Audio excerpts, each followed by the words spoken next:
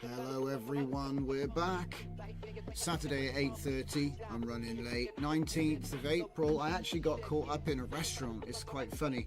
I got caught up in the restaurant because Claude was taking forever. Because what I decided to do was take my laptop with me, save some time. And while I was waiting for the food to come, because it is Easter weekend, so I went out for a bit of a meal.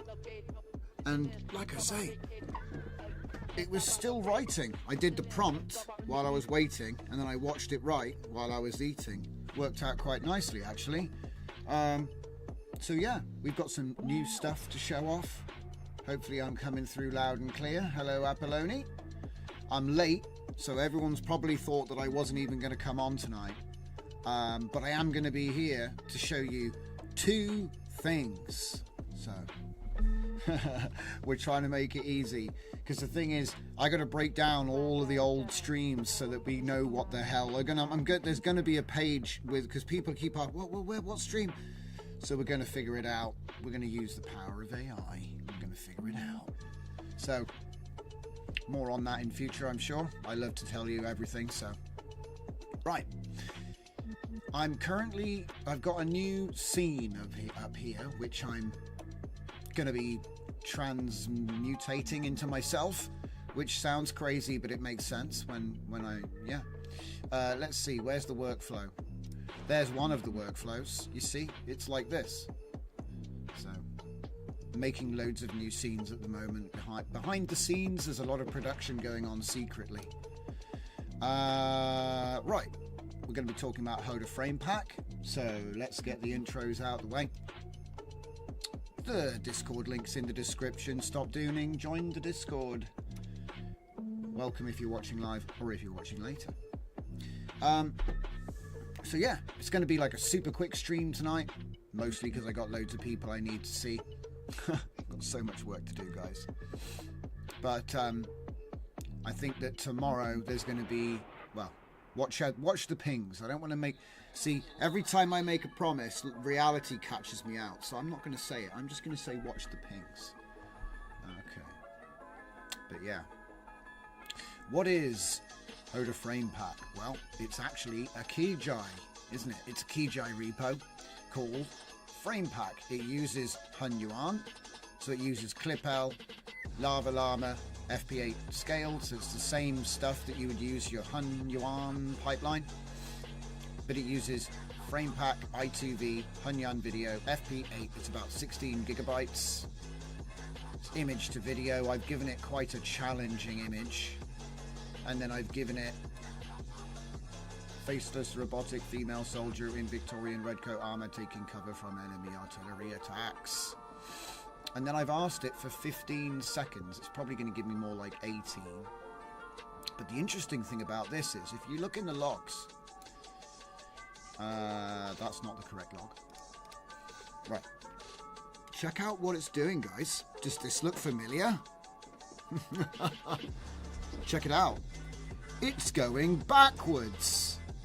Look, all I'm saying is great minds think alike, okay? I'm not claiming anything. I've got nothing to do with it. This is just what they did because guess what? It's the best way. See? It's the best way. It's going backwards. Sound familiar? Yeah. So they're inverting the latent padding to get their sequence. It's much more advanced than, see, it's like my method is great in principle, but there's high level tech that can make it even better. And this approach, you can see they're making the video backwards, guys. 1 minute at a time until they reach, and then when it gets to 0, it says is last section true. It's a very similar idea. You start at a point and then you go backwards bit by bit by bit. It's just like, this is basically the Spittoon inversion video that I'd been trying to make but couldn't because I'm not, you know, I don't do latent padding custom code. That's a level above me. I'm good, but I'm, you know, if I was this good, I wouldn't be any good at a lot of other things. That's the way I reason it. You can't hear anything? No! Alright, I'm devastated. Hold up. Useless. There's always some technical issue.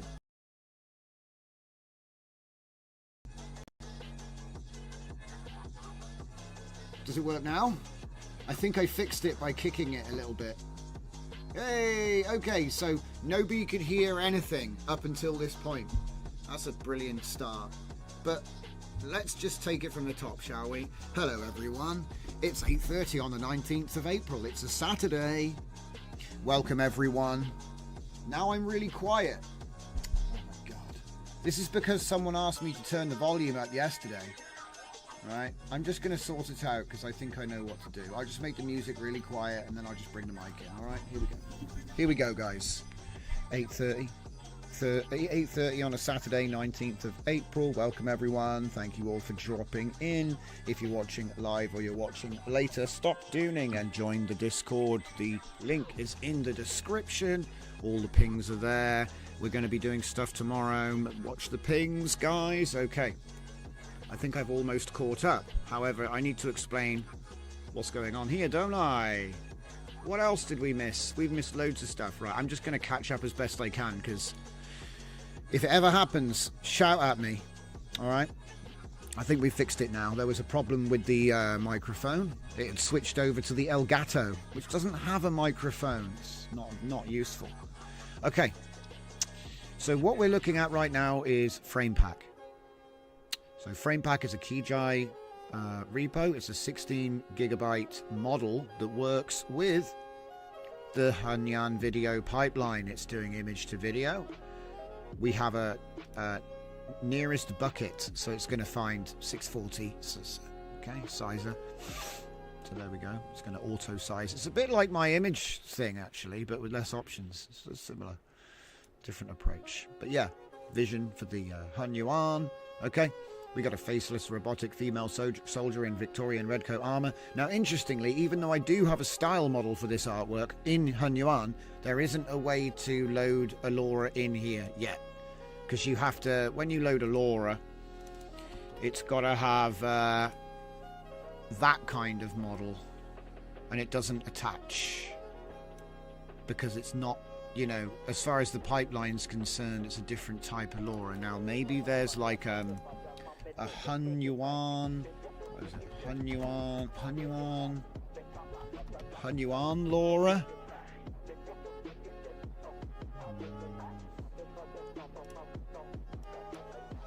No, not really. Because, yeah, I'm sure there's a way to do it, but I can't remember right now. And the bottom line is you'd have to put it through, and it's like it's a different model technically. I'm not sure if it works. But anyway, I do have green model pipeline for that model to load Laura. Dragon says he'll find the load pack. All right, cool. If you've got a Laura loader that can do it, we'll test it. So send me the link, Dragon. Thank you. Chuck it in Discord and then I can grab it from there. But yeah, right now, what I was going on about when I was showing you this bit was check out what it's doing. It's going backwards. It's doing latent padding in reverse. So this is an inversion technique, which is very similar to how we write all of our books. So you can see when it reaches 0, 0, last section is true. That's the same rule that we use with the page numbers when we write backwards with Spittoon. Only this is more technical because they're actually using code to do the padding in the latents. So this is really very awesome. Look, total latent sections 12. Yeah. Torch size and so on. This is very cool. So anyway, looks like it's actually just finished the video. I started it before the stream started, so they do take a while, these. But as you see, it's 15, well, it's probably going to be more than that, like maybe 17 or 18 seconds.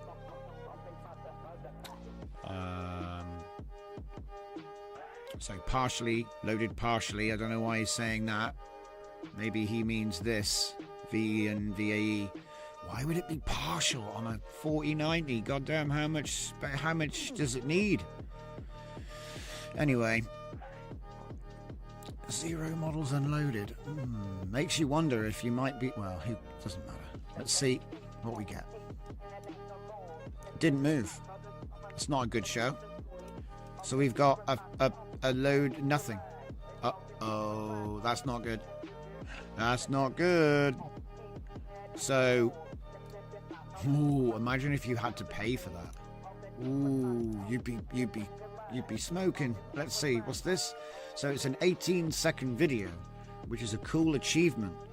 But look, let me just check that it's actually playing back, because maybe Comfy just isn't playing it. No. Alright, I'm going to try a different image, because clearly this image was just too difficult for him. What did we use before? Here, I'll just put it back in again. I used this before. This worked quite well. So, let's try that one more time. And how long did it take? 1,000 seconds. So in 20 minutes, on the hour, we'll have a result. So that's why it's got to be good, you know? Now look, you could say my oh crap, I didn't change the prompt. You could say my prompt is crap, and you know what? My prompt is crap. I'm gonna have to change it. I'm gonna have to change it. Okay, so faceless robotic soldier in Victorian red coat armor is holding a, what would it call it? A bolt action rifle. Standing next to his dog. It's like a strange looking dog. It's more like a robot pig. And he's just gonna say his robot dog. Oh, okay. So that's a better prompt. Could we change it to The scene appears to be real life footage, believe it or not.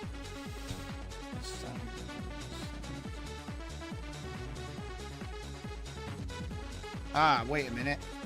I've got to put something in there that implies motion. Ah, walking along the fields with his robot dog. Maybe. That might be enough. It's probably not enough, but I'll give it a go.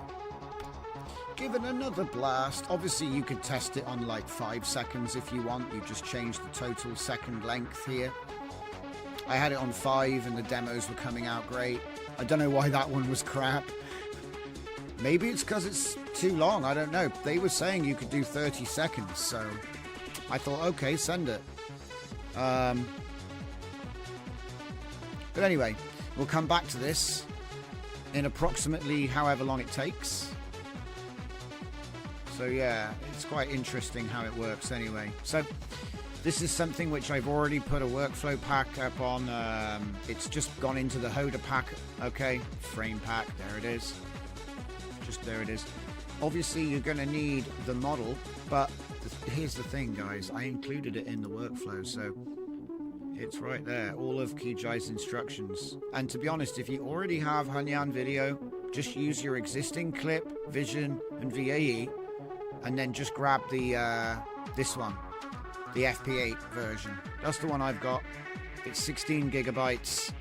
Obviously, if you're running a cloud GPU, you can take the BF16. Maybe the quality's better, but you'd have to hire out 32 plus gigabyte, like a 40 gigabyte GPU, just to run it. So, what's the point? Just take the FP8. It's fine.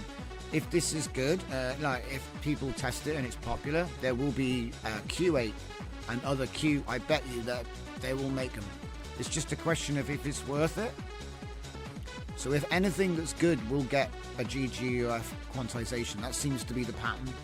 So I just rely on that. Yeah, maybe I should have said aiming his rifle. That probably would have made more sense. Aiming his rifle. Aiming his bolt action rifle. Oh well. It's okay. Like I said, once you've put it up, you know, there it is. To that end, I think what we'll do is we'll just write a quick article and we will explain what's going down. So, Hunyuan video Framepack. Okay. Kijai has released a ComfyUI custom node wrapper, allows us to start using Framepack. Framepack is able to create sequences of, oh my god, sequences of latents in a batch efficiently. That means longer videos. Okay.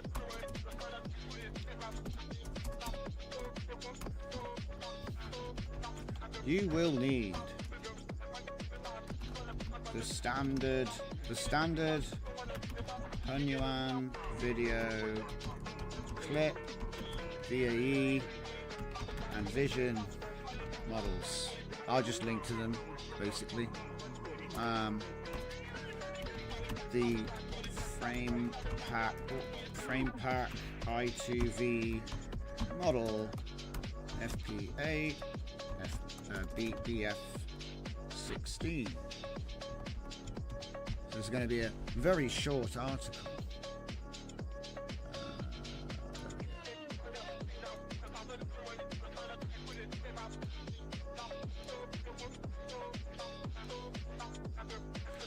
So SIG clip would be Vision.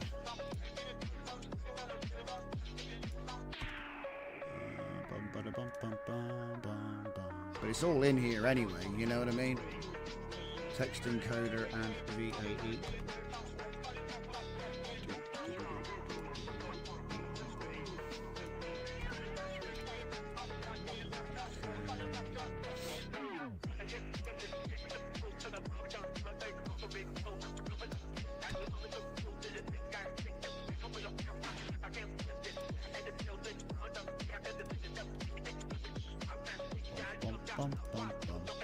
Oh, yeah, that's good. Oh, good, good. Oh, there.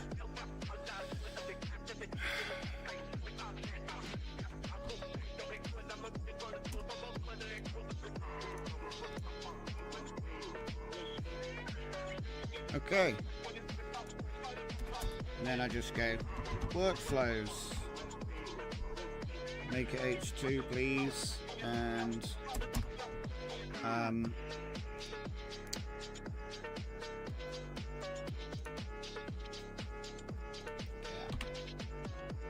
take it from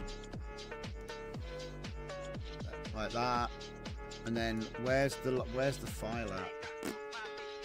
It's in here somewhere. Oh, there it is. Just for you, mate. There we go. Cover image. Cover image.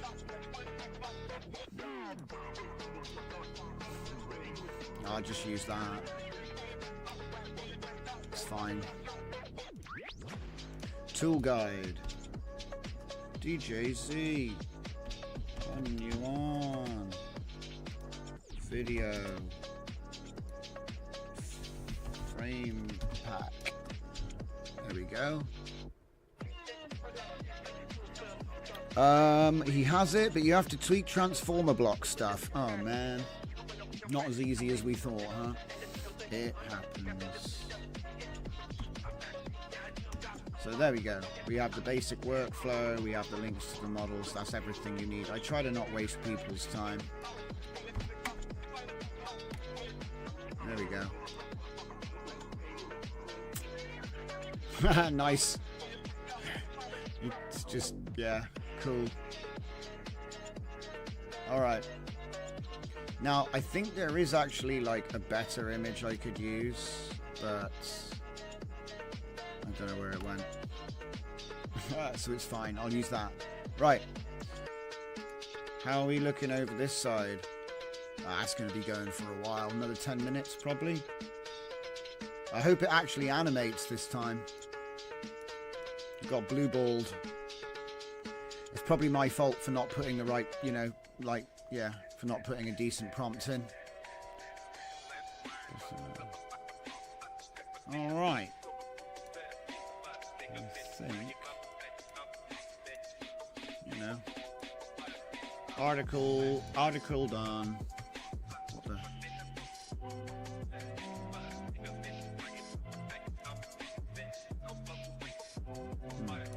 Okay, well, it's weird. It's like you can't add them to like a place or anything. Articles are a bit funny on Civic. Do you know what I mean? Like, it's weird. I like to write things up. Most of these, I'm like, I want to write it up, so because it's so much information, you'll forget it all, so you make notes, right? So I just thought, I'll just make the notes public. And then it just turned into, this is how to install every single model, because I kept doing it for so long. But the weird thing is, it's sort of like,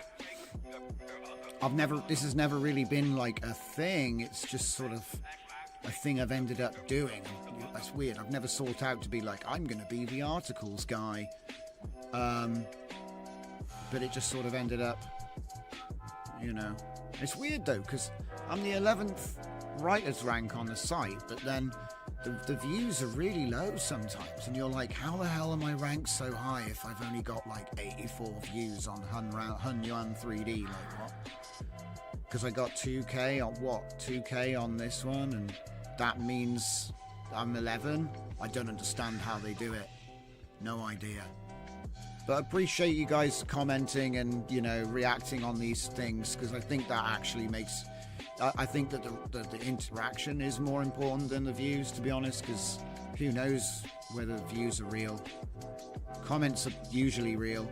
Hey, it's not going to be that way for long, though, is it? Once the agents start like getting access to all these platforms, right? It's just you're just going to be like in a comment section of LLMs, full of LLMs. You're not no idea who's real. Oh well, I give it a year.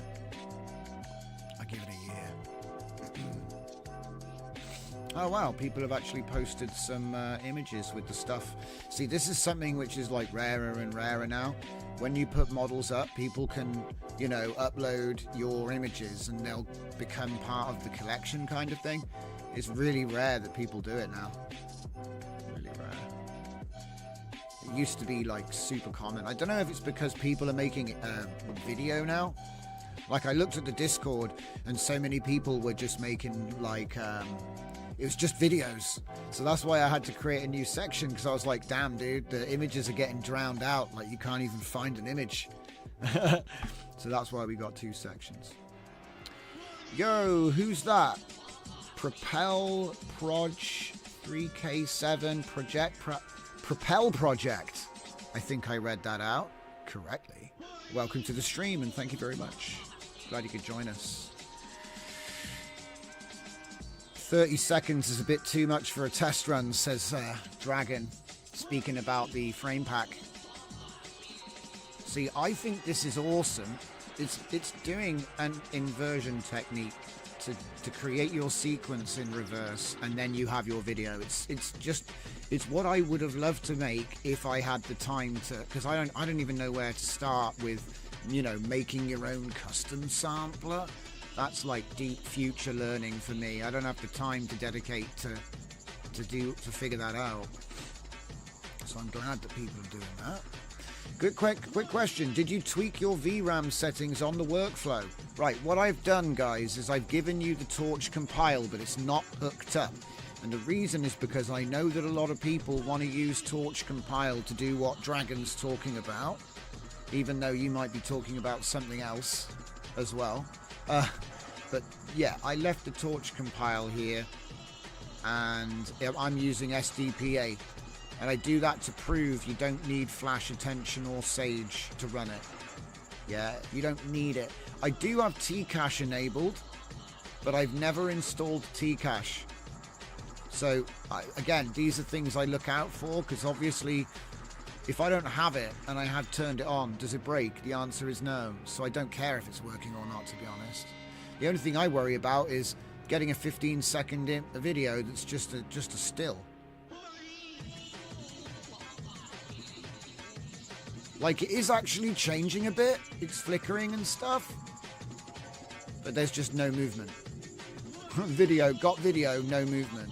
But I did give it a pretty hard one. That's a pretty hard one. I gave it something easy. I did this one, and it worked great. I posted those up in the Discord. Let's have a look. Did I put it in image sharing because I'm an idiot?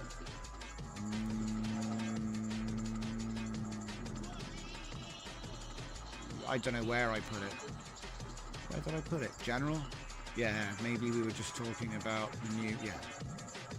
12 seconds. So this is a 12-second. Let's go to this robot dog. It looks like a pig. And it turns into like a pouch by the end of it, and he's got a sword now. But yeah. This has a lot of potential. This is low res, 640 base. So it's actually very sharp, considering how low res it is. So that's encouraging. Oh, it's reached the last one, guys. We're just about ready. Yeah, default 16 gig. Yeah, I know, Dragon. I reckon what'll happen is if this is good, there'll be a GGUF Q4 coming out for it. Because it's actually very good. Like, I'll be real, it's very good. When it works. But I've been trying to test the longer form. Come on, don't mess up. I might go back to 10 seconds just because it takes so long.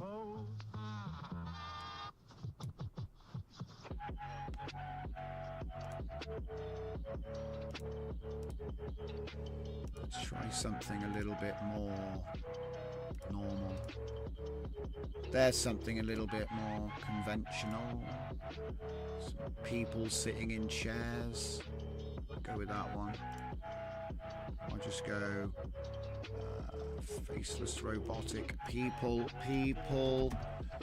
in Victorian red coat armor,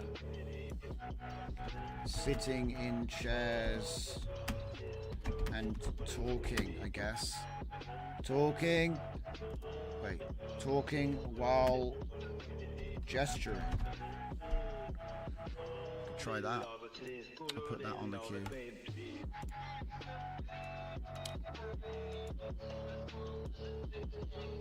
But yeah, once I see this actually working, oh, please. Whenever I go over 10 seconds, you get no movement. It sucks. I don't know where the sweet spot is, but yeah, we just got another still. It's okay when you're just on your own hardware, but it's sort of like a waste of everybody's time, you know? I think I let it out with a default of 5 seconds, and that always gave good. You get a 6-second video and it looks great. Doesn't take that long either. Do you know what? I might just try putting it back to 5, the default. Maybe you have to change other things. I don't want to throw shade where I'm not familiar at something, yeah? Because look, latent window size 9, maybe if I change the total seconds, you know, like 5 divided by 9, maybe that has some interplay. So it might be like, what I should be doing is saying, if I double this, I should double that, maybe, you know, like put the latent window size to 18 so that each window is the same size, so I'm actually scaling. Because I think maybe if I just ask for longer, you don't actually get more bits, so you're just making bigger chunks, and then I think that's what. But I don't know, I haven't had the chance, it's just my gut feeling. Also, we've got GPU memory preservation 6 here, which is a little bit worrying because it's a 16 gig model, right? So 16 plus 6 is 20. And I'm not doing offloading of the... I don't think I'm offloading clip to CPU. Unless it does it in here. I don't think I'm offloading clip. So that means I'm going to run out of VRAM even on a 4090. So you might consider putting a CPU offload here, which will make it slower, but it should give you a bit more overhead. Because that's cooked, man. It's a shame. It's a good image when it animates well. And like I said, considering it's a 640 resolution, I'm surprised how good the quality is. Oh, look, it is actually moving up there, look. It is actually doing something. So if you put it on a ping pong, I suppose it would just look like a fancy... Oh, look, he does move. Huh. Wait for it. Come on, man. You got to do better than that. That was always the problem with Hunyuan, though. That's why everybody went to Wan. Because Hunyuan wasn't... It was like the movement would be really, really subtle. Or it would be really crazy. And Wan was somewhere in the middle. It had the better motion. But that's actually quite realistic when you notice it. I didn't even notice that. Shit. GPU preservation needs to be at 22. Oh, okay. All right. I don't know why, but I'll take it. I'll put it up. GPU preservation. Why 22? That seems really high. Tell me why 22, Dragon. You need to explain yourself. You can't just say number. Explain why. I believe you. It's going to be what? 16 plus the clip? Is that what it is? Is that why? Because then, you know what I mean? Needs to be a justification so people know what they're doing. It sounds like what you're saying is you need to reserve the memory of the model plus the clip. Because that's what that would be. Because you got about 6 gigabytes here. Roughly. You put it into Grok. Okay, so Grok told you. But did he tell you why, though? Because it sounds like it's just a total model size. Yo, Furnicar. Correct. 2 gig for overhead, model plus clip. Right, okay, so then that explains 22 instead of 20. Right. See, that's something I can actually explain to people, see? Apolloni says, I remember when you tested Hunyuan for the first time and got no movement. Point of Google says, I don't think so. I think it will slow it down. It might. It might do both. You could both be right at the same time. And so, obviously, what you're asking for is a test. This is a test. So, I still think that if you change the second length, you have to alter the latent window size. But then again, maybe window size scales with seconds. I don't know if it does. That was a good idea, though, Dragon, to throw the code into... Yeah. Do you know what? Let's do it live. That's what I like. Let's do it. What an excellent idea. I've done it before, but I've never thought to show it off. So let's go for Framepack. The Framepack wrapper.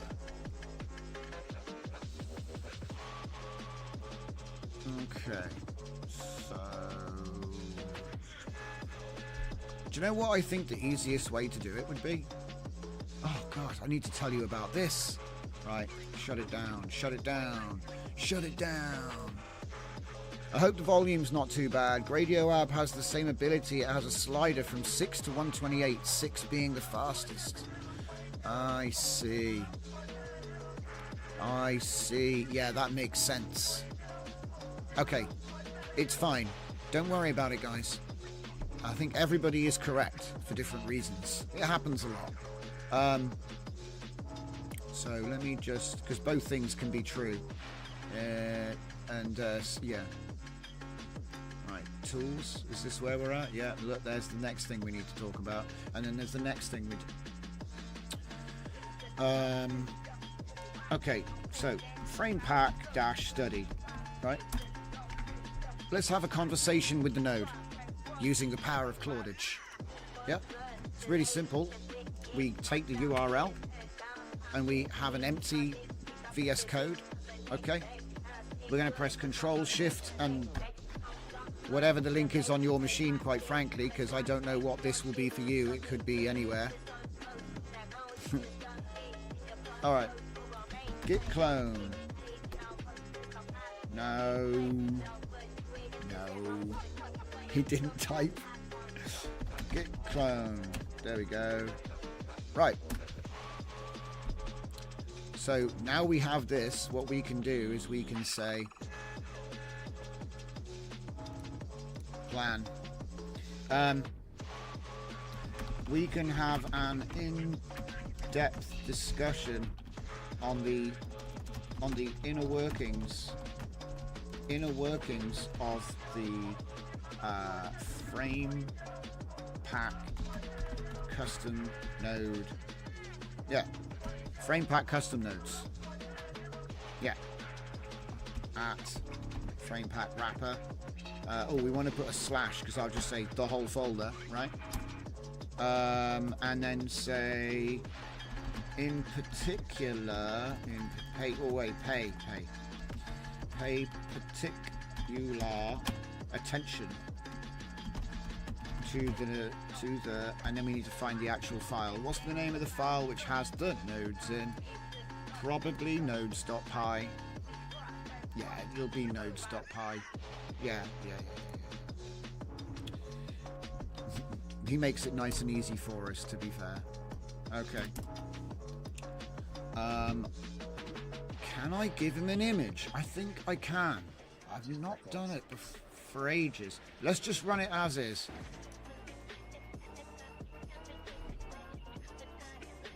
So, Dragon says making them bigger than your VRAM will massively slow it down. So the quest is to lift it up to a number that makes it faster without overwhelming the GPU. Okay. Okay. So let's have a look at our plan. So it extends the base model, sets the latent format to Hunyan video with 16 latent channels. Okay. Enables dynamic swapping of model components to and from GPU based on memory availability. FP8 linear, torch compilation, sampling process. Total latent sections is total second length times 30 divided by latent window size times 4. Wow, look at that formula. Isn't that beautiful? Wow, so that's how he's doing. That's how it is doing. That's how it's actually happening, yeah? Look, generate one section, accumulate results. Sliding window approach. And it's got T-cache acceleration. If used, then T-cache, even though, I don't know, I left it on, guys. I have never installed anything special. Model uses text embeddings from Llama, image embeddings from Clip, and classifier-free guidance for both. Memory-aware processing, technical highlights. So what else have we got? Multi-resolution approach with temporal downsizing. Hierarchy of temporal resolutions that maintain coherence. That's probably why it looks so sharp. I don't know if that's normal, because we've never done this like this before. Oh wow, look at this. It's got a specific scaling factor on the VAE. I never even knew about that. Huh.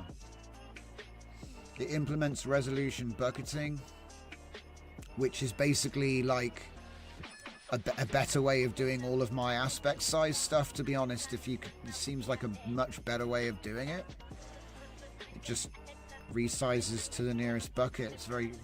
It's basically what my image size adjuster node does, but cleaner and easier to use because you just put one number in. Okay. Interesting. Okay, so I have questions about, and what was it called? The thing that we were talking about just now. Where'd it go? Wake up, Comfy. Oh wow, look at that. Yeah, they're talking about being Victorian robots. That's what I wanted. It's not the greatest movement, but it's pretty good. Yeah, they're talking about being Victorian robots. Isn't that cool? So yeah, this is nice. Like I said, the release is worth. It's in the inside line. We did an early editions. Grok utterly lied to you. Yeah, it does happen, but I wouldn't say... Again, maybe from a certain point of view, Grok was not lying. Okay, because maybe we just don't understand the answer to the questions we also don't understand. Yeah?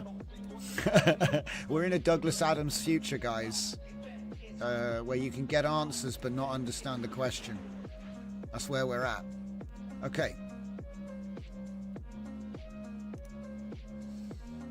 So there is a specific thing I want to ask about, and that was GPU memory, but I want to know about latent window size, total second length. Okay.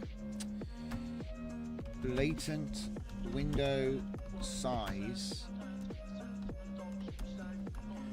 I have questions about, so we're going to say latent window size.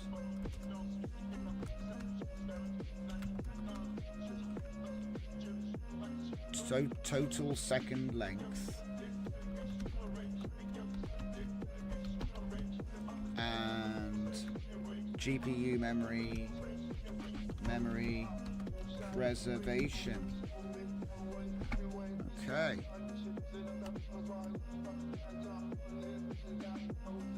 Because he's being too general right now. Okay, here we go. Stop moving the screen. Makes my eyes pop out my skull. So Framepack processes videos in chunks or windows of frames. Each window is of size latent window size. For each window, the model produces latent window times 4 minus 3 output frames.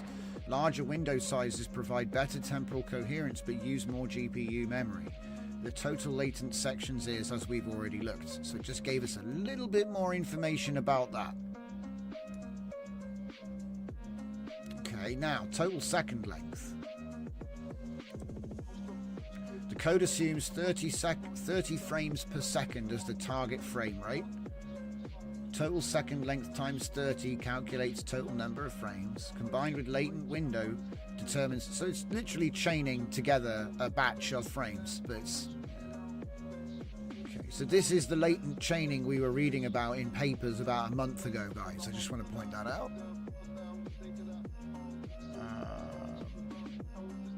So, and then GPU memory preservation, how it works. Parameter is crucial for memory management, especially when dealing with limited GPU VRAM. Before loading transformer model to the device, the code reserves a specified amount of GPU memory. Move model to device. This ensures a certain amount will be available for other operations. So higher values preserve more memory, but might force parts to remain in CPU, slowing the process. Lower values allow more of the model to fit in GPU memory, potentially speeding up. Right, so, okay, so actually you can use that like a slider to determine how much gets, you know, how much of it is going to be GPU versus CPU. It literally says it right there. So, and it uses dynamic swap to do it. So this is going to be, so you shouldn't, you know how I was saying, oh, you should probably put force clipped CPU from extra models, you know, like we always do. Nope. What we should do is do what Dragon was saying. So point of view is correct. Okay, and it is faster when you have it on 6 because it guarantees that if you have the GPU, it's going to use VRAM. But Dragon's also right because if you put the slider high, it will force a load of stuff to CPU, which means it will run on a smaller GPU and it'll So it depends on your hardware and you're both right. You're both right for different reasons. We got it right here in the black and white. So yeah, that's interesting. It's just a question of whether you want it to load fully on your GPU if you have the space, or if you want to offload it. So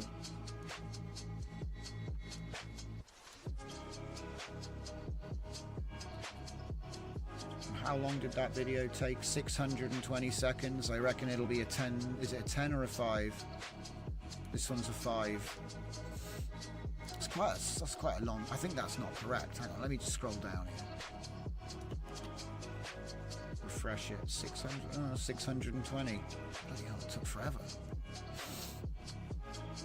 So I can't say it's fast, but I am deliberately using SDPA because I know a lot of people get stuck and they're afraid or don't have Flash and Sage. They don't want to break stuff, so you don't need it. You can just run it on SDPA. Maybe it's a bit slower. I'm not using Torch Compile. Should we turn off Tcache and see what the difference of the speed is on like a 10 second? I think it'll probably take 10 minutes. Let's get a different image in there.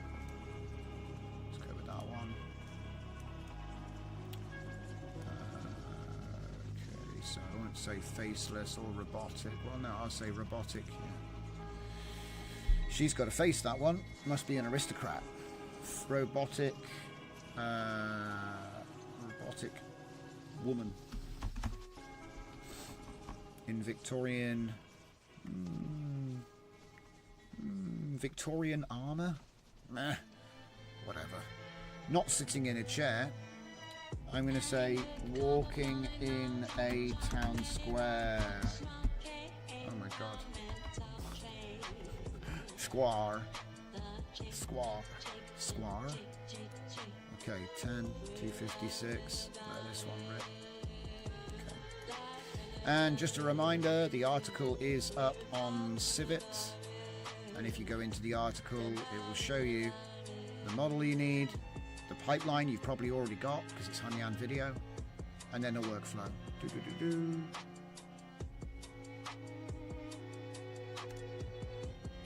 So this one's going to take a while because it's got to make all these different sections. It's going to make 8 latent sections. It says it's going to take 2 minutes each section, see? It's quite slow. It's loaded completely. Ah, I turned T-cache off, didn't I? Wow, that's a significant speed difference. Stop! I'm not going to do the whole thing if it's twice as... Turn it back on. Let's take a look at the timer. Now, obviously, the timer can change, okay, but it gives us a rough idea.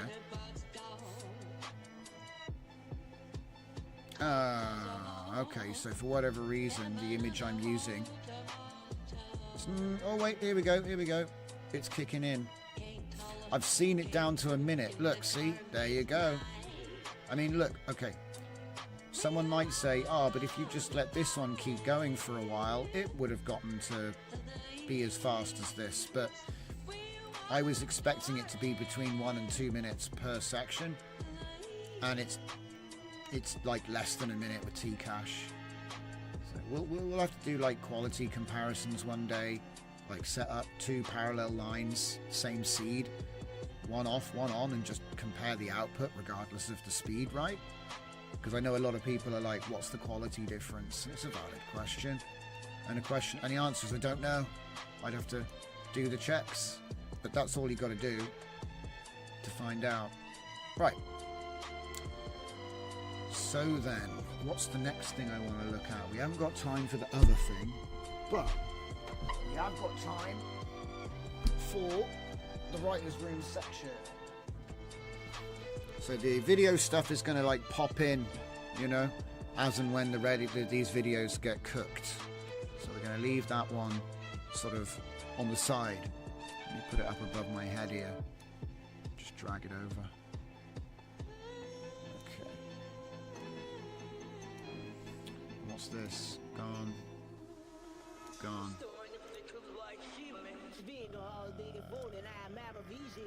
Ah, right, okay, so I have actually got a new feature to show you guys. Let me see if I've got it. Have I got it in here? No, wait. Here. Yes. New feature, new feature. Wait, what? Don't leave. Okay. This is photo depth prompt. So this is a new expanded loader system. It's using depth prompt, which is a lot like my pose map. Okay, so I've got one which is called Zenkai Pose Map, which I've showed before. And what that one does is it just outputs, you know, a pose map. That's all it does. It was very simple. My idea was random pose maps. Yeah. And then that became Zenkai. That became Zenkai image prompt. Okay, where I went from just putting out a pose map randomly to putting out an image and a prompt. Okay, and so obviously this is a data set. These are all data sets. So obviously, you know, if I want to, when this gets run, it will use a random seed. It's doing it in order, and there's a blacklist. So say I only want pictures of women.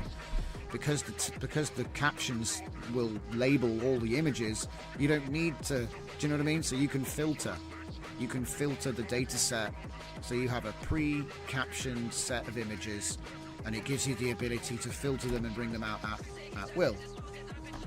I took that further to make the control prompt. No, imp came next. So again, you have to make your own stuff to put in here. But the idea is that it's going to put out an image, a prompt, and a mask. And the idea is it can go in sequence, so you can do animation with these nodes, right? And again, it does have a blacklist, but that's not... You'd only use that with the randomized mode, okay? The idea is that this is going to make sequences that come with a prompt and a mask for every frame. So you can pre-orchestrate the batch job, and then just come in and go, number of frames 100, prompt, and off it goes. Okay, so that's the idea. You could use that in a myriad of ways. And so obviously I took that to its logical conclusion, which is control prompt. Okay, and control prompt is the same thing again, only now you get a prompt, you get a canny, you get a pose, you get a depth, you get a mask, and you get the image for the frame. Okay, so that's everything. Now, this is meant for image work, right?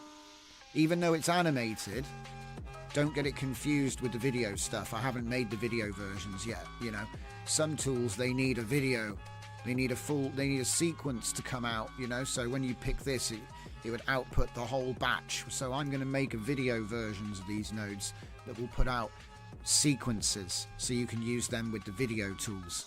I was testing them with the images. A lot of people sent me DMs like, hey man, and to be honest, when I was testing it out, I was like, oh, because I thought I'd get away with using the one node for both, but no. I thought we'd be able to like just convert it to a batch and ask for loads, but no. It'll only put out one frame per queue. Okay, I want to say per queue to differentiate from batch. Okay, because obviously batch is like you can do that in the workflow. He looks around there. This is different. It's different because they call it batch all the time. You know, if you put that up, yeah, that is a batch, but that's not what I mean either. Because they keep calling everything the same thing. It drives me nuts. All right. So yeah, you're supposed to make these yourself. It has a blacklist just like before. You can use it in sequence mode for animation, or you can use it in random mode, and it'll just pick a random image, but it'll come with a prompt and all the ControlNet. Obviously, you don't have to hook them all up. You only hook up the ones you need, but the point is it's already done. So you're saving all that compute. So if you've got template animations that you're using again and again and again, there's no point putting them into the ControlNet preprocessor 1 million times. Do it once, bake it in, and use the node. That's what it's for. Well, that's what I made it for anyway. You're welcome to fork it and do whatever you want.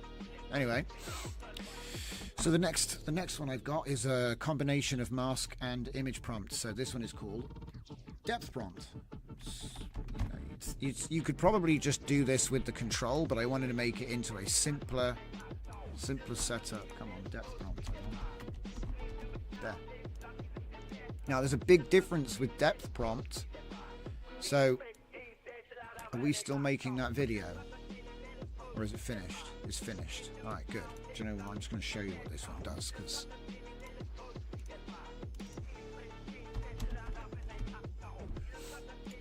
there's so many people are like, which depth model, and this depth model doesn't install anymore, and all this. And I thought, well, I've got a workflow which will just bake your depth maps. Okay, so do I have a copy of that somewhere? Is it that one? Depth prompt text to image? No, it's not that one. Hang on. Come on, white screen of death.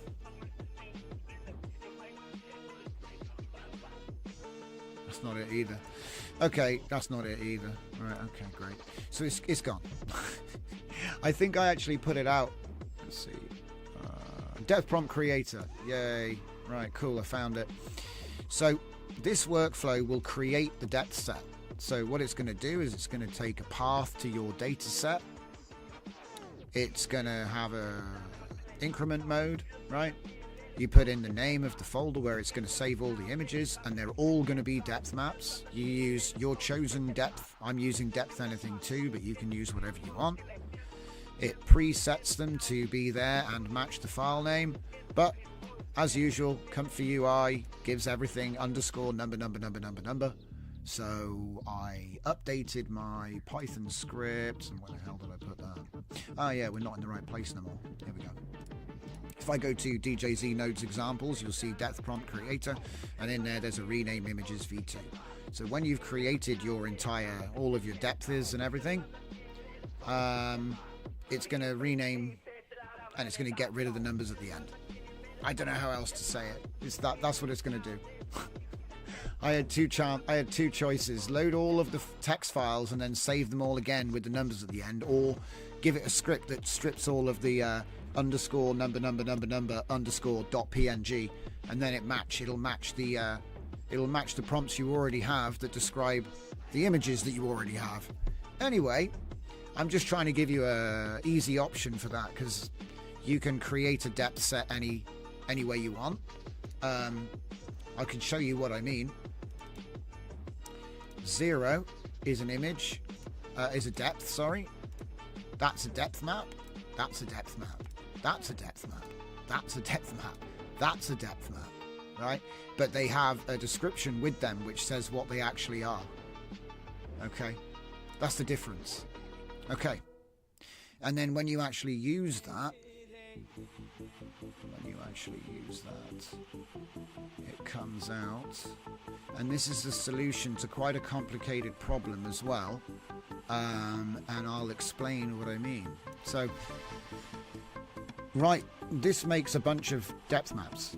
And then the prompt has in it a bunch of information about what the image is. Yeah. So when you come to making the images, you obviously have a text to image with depth setup. Text to image with depth. See, there's the empty latent, right? But then the depth map is going to set the size, okay, of the latent. So it all matches. And then you just plug straight into the depth, get the numbers, you know, the same as what you normally would, and then load it in. And obviously I'm loading with my style models to show that you can, like, you know, make artworks in the style of the LoRa that you've got loaded in the stack. But the point I'm trying to make is it's totally automated, and I'm using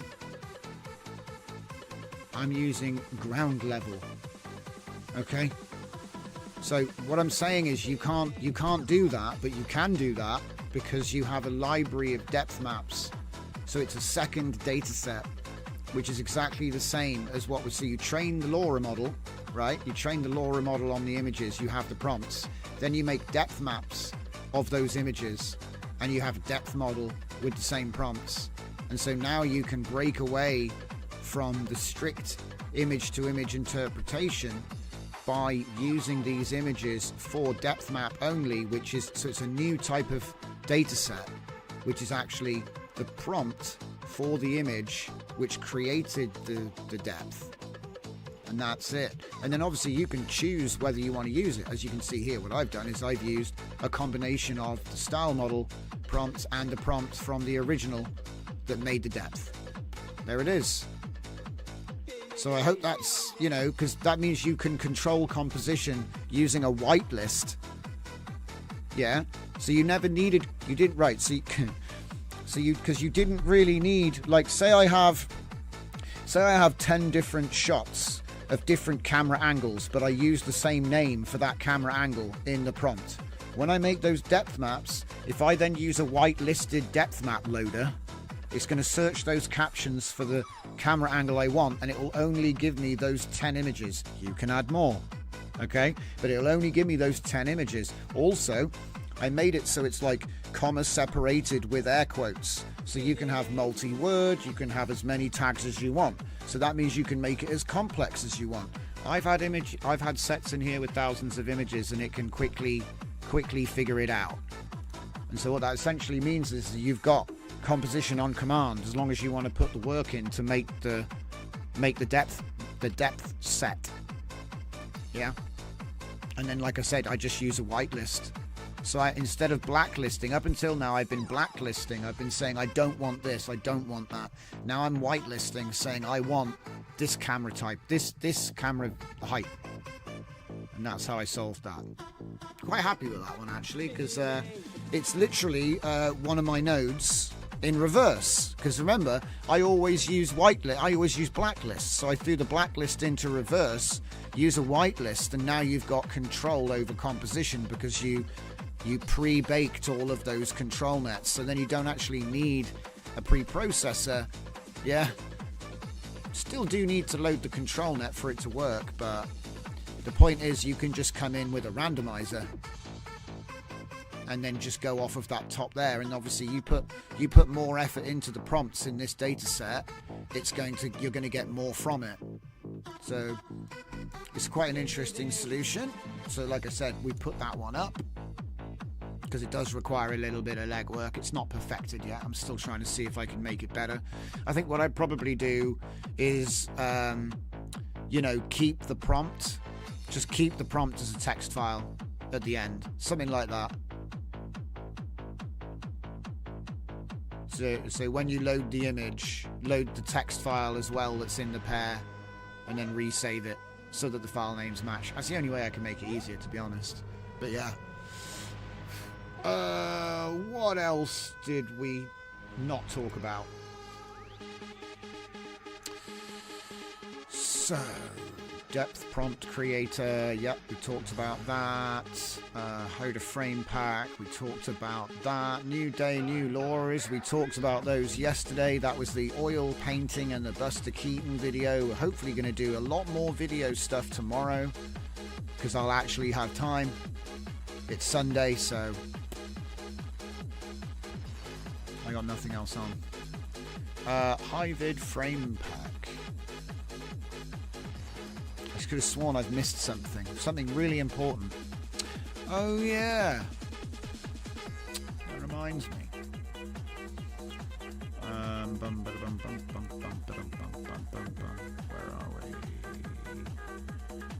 are we? Nope, can't find it. I could have sworn I posted up here, in here. Ah, writers. Yes. Turn the music off. So, while I was eating, I wrote the prompt, and then the story bucket and stuff. And then while I was, and then while I was eating, I watched it write. It was cool. And I just sat there. I don't normally take computers out with me, but I was like, do you know what? I'm running late, so we saved some time. I've got it plugged in. Let me just see if I've actually figured this out here. So, I'm not meaning to be quite so cryptic, all right? So yeah, we looked at this. This is cool, you know what I mean? It works great. So yeah, let me just close this. Because I got to show you, we already looked at Empire, that was yesterday. We're looking at something else now. Framepack study, right, Outpost.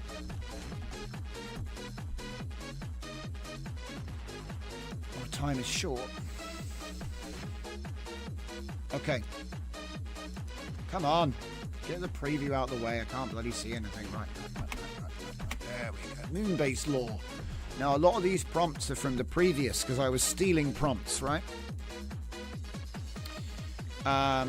So yeah, a lot of this stuff hasn't actually been done yet. But this is the law book for Outpost, the meat grinder of I.O. Very fun. 2197.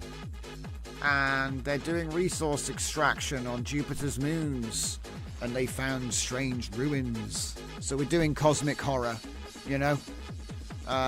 It's all very sci-fi, but we've kind of got like a Deep Space Nine, Babylon 5, Space 2001 vibe going on, where I'm gonna be like, oh, mystery, oh, strange artifacts and strange readings. Oh yeah, and also you get rich, right? So you'll be a millionaire, which is actually a millionaire. I'm not pulling the inflation trick here. You actually get rich, but you have to complete 3 rotations, and I think there's like a 20% survival rate, so you are expendable, and it's basically like a lottery. You go and do 3 rotations on Jupiter, and you come back a rich man, but most people don't come back, and that's the setting. That's the setting. And there's a lot in here. It wrote all this. It did all this while I was... Oh, no, it didn't. I already written this. So I'd already written this when I went there. Got all my different... Look, medical chief, field team leader, head of research, head of engineering. I've set it up like a micro cyberpunk Space 2001 moon-based thing, you know, like I've thrown a bunch of ideas at it. Not too many, just enough, right? And it's got all of the different, you know, parts of the base, all of their equipment, all the lore. It's basically all here, just like you would expect. And then here's our Lovecraftian elements. Ancient civilization did not die, but was harvested or transformed by entities they contacted. So yeah, it's trying to hit that Lovecraftian vibe. Okay. There's a lot more stuff in there about that. There's also a conspiracy. And, you know, loads of stuff. There's loads of stuff in here. But that's not what I wanted to show you. What I wanted to show you is what I've already done. Where is it? 001 Moonbase. Right. So here we go. I had it evolve the characters off the bat. So what I did was, you know how I already had, if you go on to, where are we? No. If you go on to my narrative spittoon inversion, which is where all the prompts and everything I've given away for free to do with the system is at, there's a Moonbase story bucket. So just to back up a little bit, if you've never seen this before, the story buckets contain all of these files, which helps. It's like a dynamic RAG specialized for story writing this story.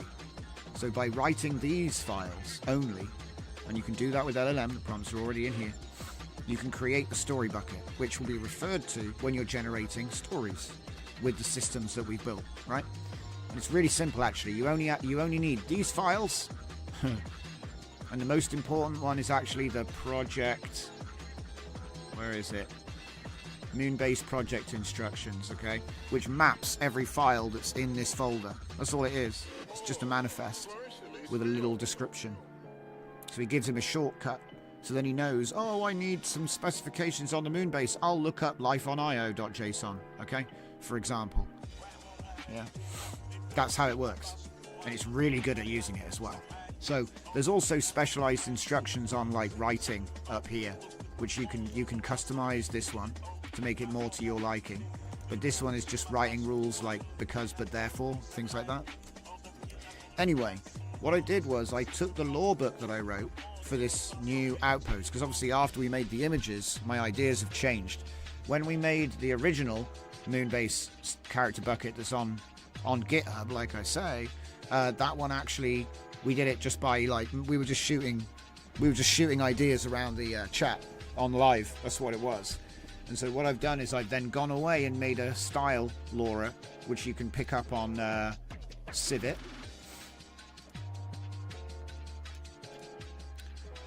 And it's called Outpost.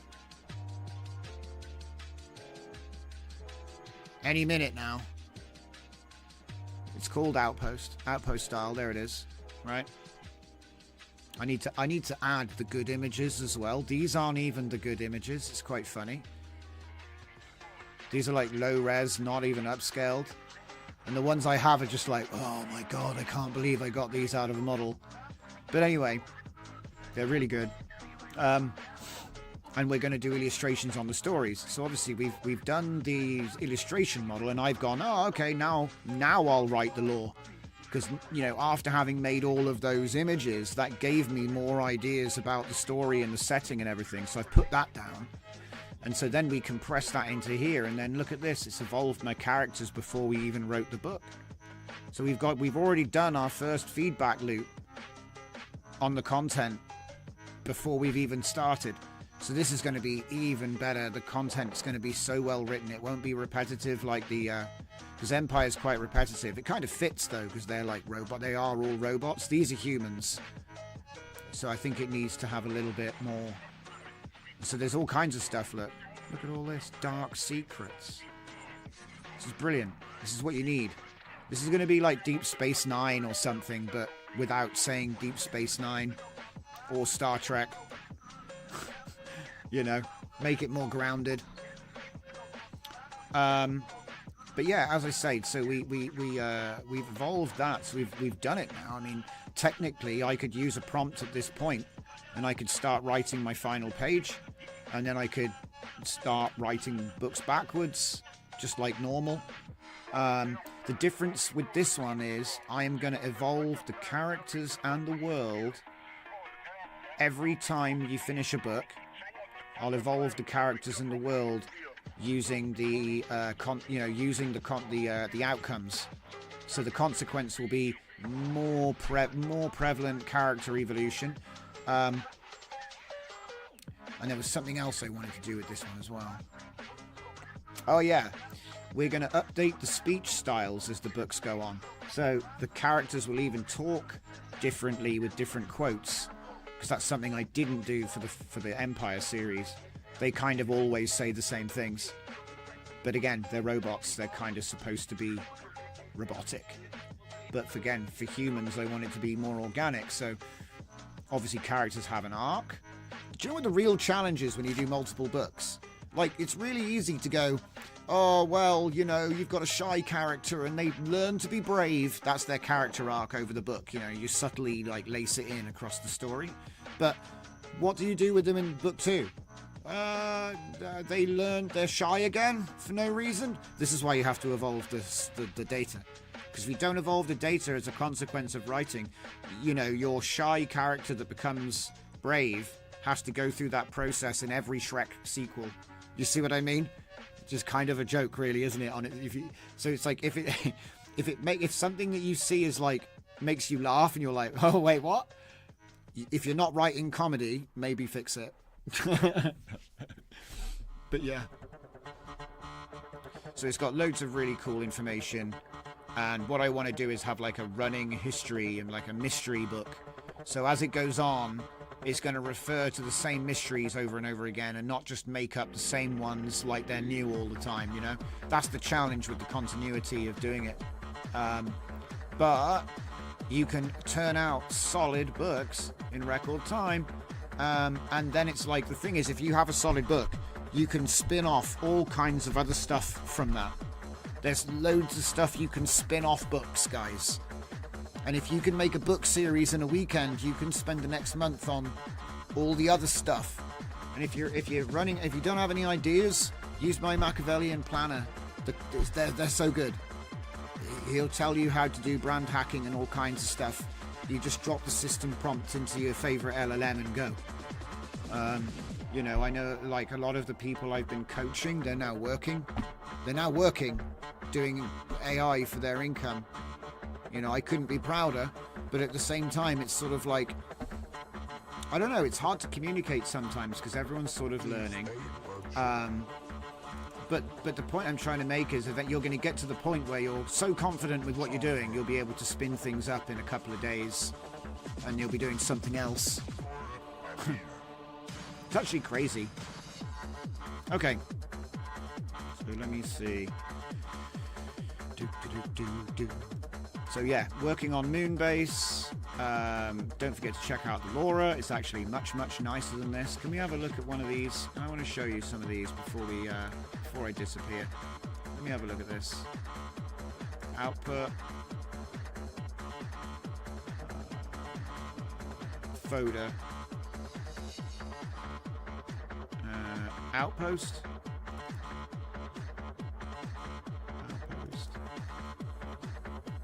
Those aren't the outposts I'm looking for. These are the outposts I'm looking for. I'm actually really happy with these.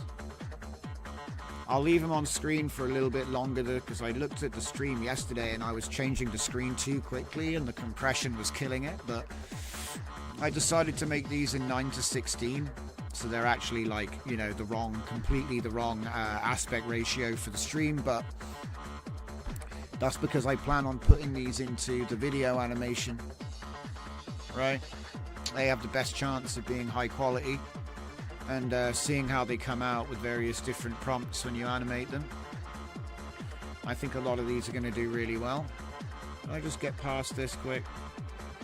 Get out the lab. There we go. That's more like, kind of like the vibe. Super cool. Still kind of in a lab though. Look at that. That's a beautiful scene. Are there mistakes? Yeah, of course there are. Does it matter? Nah. It's fine. I kind of like the scribbliness where it's scribbly, and then the very sharp, defined lines where it is. Point of Google says, do you have a live stream where you used Zenkai score? Yes, I do, and I haven't finished it. I have to fix, unless I did it and forgot, I have to fix the normalization formula. It's scuffed. It's like adding 5 to all the scores. So you have to, basically I had to come up with an improved scoring system because it was like trying to normalize the scores by adding 5 to them all. For some reason it thought that the score starts at 5 or something like that. It thought it was like all scores start at this number, so I was like, what? I think it's because it can go negative or something. But there is a live stream where we showed off Zenkai score. But if I'm being real, it's still work in progress. I used to mark my GitHub's work in progress, but I think I must have forgotten if it's not on there. I started just using private repos until they were working now to stop the confusion. Because I just had a habit of, I'm just a crazy guy, I just make stuff and put it up. And sometimes I need to fix it before it's like working. I'll be real though, most of it's fine. It's just the odd one or two things that, like, I think we ran out of time and then the next day we're doing something else and it just gets forgotten. Yeah, I need something like that too, man. I got too many videos, too many images. I want to be able to make a system that can copy, you know, all of my 9 out of 10s to a different folder, that kind of thing. I just want to cream the crop, you know. But yeah. Oh, that's another good one. The glove on the table looks like it's got a hand in it, but that's okay. So, yeah, like I say, we've built Empire, we've done 3 books. That's now ready to move forward. So I decided that while, while the foundry's still hot, we just sort of step in and get the 3rd one. So then that means we'll have a detective noir genre. We'll have we'll have detective noir. We'll have the hard sci-fi moon base. We'll have Empire, which is again like it's another hard sci-fi, but it's not space. It's not space sci-fi. And then I've got the airships Jovian stuff, which is part of Paradistro. So that's like 4. They're like completely different things. I'm looking for a 5th, which isn't sci-fi. I want to do a not sci-fi because all I write is sci-fi. But like I said, that's further down the line because we've got video and image lorers out for almost all of these. So that means I'm giving away the story bucket, which has all the information you need to write stories in the universe, and I'm giving away the image. And so it's sort of like, even if you don't use them, you can reverse engineer it and make your own very easily. You can look at it and go, well, I've got all the code I need to do this. I can see exactly how it works and go, well, I'll just make up my own story, you know? I'll make up my own story files in the same way. I'll make my own images using that. And it's very easy to do. Dragon says, blasphemy, only sci-fi. Yeah, I think it would be nice to do something because I've got like all these different story sort of themes. I would like to do a different theme pack so I haven't just been writing the same thing. I don't mind, it's my favorite. My favorite genre is futurism, you know what I mean? It's like, what's going to happen tomorrow, you know? It's the wonder of the possibility. But I would like to try something else. You know what I mean? It's just to see what the tires, how much grip the tires have. You see, around the corners. See how fast we can go before the car flips. That's what I'm trying to do. And then obviously, where I learn, where I fail, I can communicate that, improve the systems. Dragons and fantasy, but no romances. A fantasy world, eh? We could do a raid on a wizard. We could do a raid on an evil sorcerer who has a giant tower. So it's like Game of Death.